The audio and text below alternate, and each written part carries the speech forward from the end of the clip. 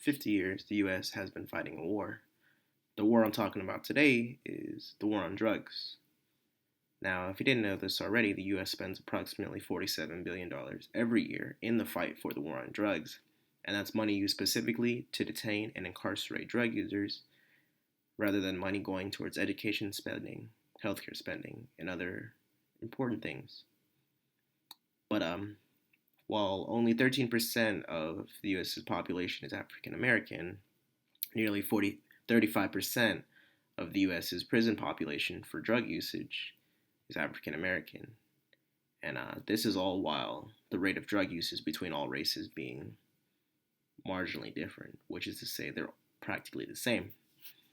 And now I want to talk to you about the DARE program. And I'm sure most of you remember the DARE program growing up, which used a lot of blanket statements to describe all drugs, and this just wasn't the case. Some drugs are just a lot more destructive than others, and the prime example of this is marijuana being a Schedule 1 drug, up there with drugs such as cocaine, methamphetamine, and other really destructive drugs. And it just left a lot of people feeling deceived growing up and distrustful of the government. And some of them actually went out of their way to try drugs after the fact, and it just was a failure overall. And next, I want to talk about Portugal and their own war on drugs and how they combated this problem of drugs flooding into their country. And they handled it a little bit differently. In 2001, Portugal decriminalized all drugs and instead reclassified drug violations as administrative violations. And what this means pretty much is that instead of incarcerating drug possessors, they would rather be fined and be given treatment.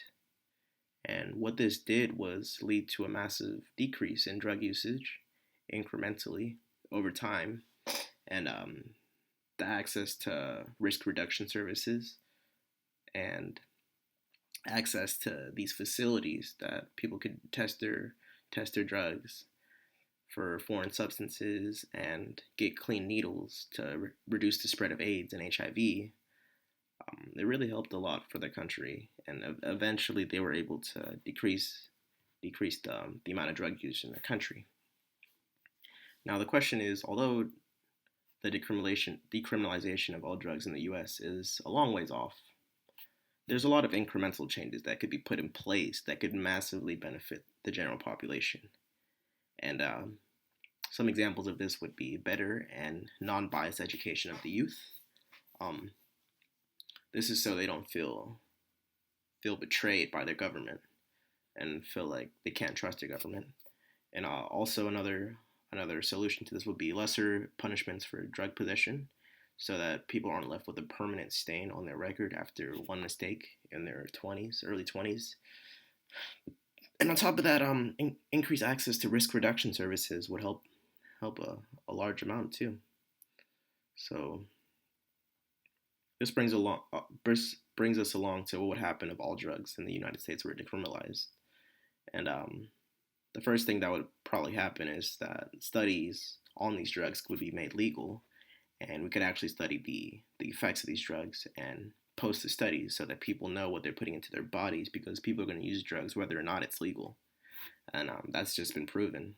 Like, even if the penalties are higher, people are still going to go out of their way to find them. And even if one drug dealer is arrested, another will take their place. And it would actually decrease the overall usage of harmful drugs if people were more educated about them. And lastly, I want to bring us to what we can do as adults to spark change in drug policies. Well, firstly, the first thing you can do is vote. Sign petitions, educate yourself. And your voice is more powerful than you think, so speak up. Speak up for what's right. And this is why I believe drug use is a health issue, not a criminal one. Thank you.